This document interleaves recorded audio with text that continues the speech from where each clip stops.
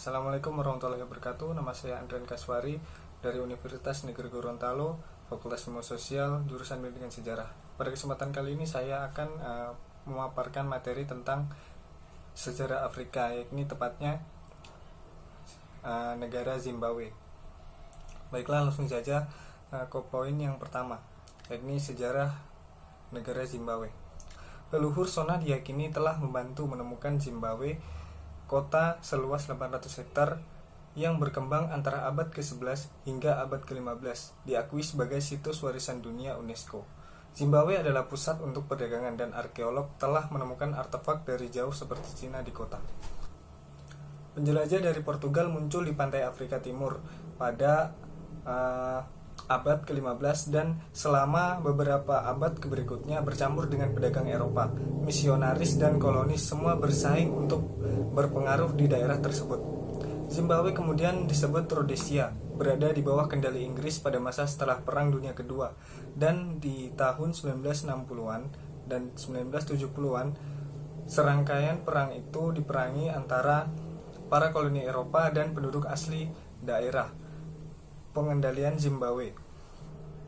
Pada tahun 1979, perang berakhir dengan kekalahan untuk para pemukim Eropa dan Zimbabwe menjadi sepenuhnya independen pada tahun 1980. Baru-baru ini negara telah terpukul oleh masalah politik dan ekonomi yang menyebabkan mata uang Zimbabwe menderita hiperinflasi dan mata uang yang telah kehilangan semua nilainya. Baiklah, aspek yang kedua adalah aspek ekonomi. Kondisi ekonomi dan politik Zimbabwe mulai mengalami penurunan drastis pada akhir tahun 1990-an. Pengamat mengatakan bahwa perekonomian Zimbabwe bahkan mengalami titik pemulihan yang tidak pasti. Buruknya, perekonomian ini tercermin dari adanya penurunan performa ekonomi negara lebih dari 40% hingga terjadi hyperinflasi pada tahun 2000 sampai 2009. Keadaan tersebut menuntut Zimbabwe untuk memulai menghapus mata uang negaranya karena dianggap sudah tidak memiliki nilai yang kompetitif dan mulai menggunakan sistem multi-currency. Zimbabwe kemudian memutuskan untuk menggunakan dolar Amerika Serikat dan Rand Afrika Selatan ke dalam sistem multi-currency negaranya.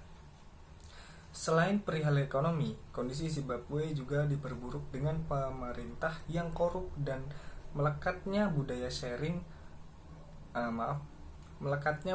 sharing the world di kalangan elitis. Kedua kondisi tersebut pada akhirnya berpengaruh terhadap iklim investasi yang buruk. Salah satunya adalah minimnya pengembangan dalam hal infrastruktur. Baiklah, aspek yang ketiga yakni aspek budaya. Penulis yang paling terkenal di Rhodesian, Doris Lessing, menetap di Inggris pada tahun 1949 dalam beberapa kontras perjuangan nasionalis, mendorong kebangkitan budaya Sona. Cikal bakal kebangkitan ini dan korban perjuangan pembebasan adalah Herbert Chitepo, baik sebagai pelukis abstrak maupun penyair epik, untuk menghasilkan beberapa karya yang luar biasa, terutama karya Takawira dan sekolah pengrajin Tangenege. Baiklah, selanjutnya aspek sosial. Lazimnya sebagai suatu negara bekas koloni, tentunya keadaan sosial dan budaya masyarakat Zimbabwe sedikit banyak dipengaruhi oleh bentukan penjajahannya. Adanya eksploitasi SDA oleh pihak penjajah menyebabkan potensi SDA yang dimiliki semakin berkurang serta tidak diikutsertakannya rakyat secara aktif dalam pemerintahan. Tidak hanya itu, pemberian pendidikan serta sarana kesehatan yang minim menjadi salah satu faktor keterbelakangan standar hidup dan kesejahteraan rakyat Zimbabwe. Salah satu masalah sosial di Zimbabwe yang mendapat perhatian dunia adalah masalah kesehatan dan kemiskinan akibat pemerintahan yang korup. Sejak memperoleh kemerdekaannya, kedua masalah ini semakin mencuat ke permukaan.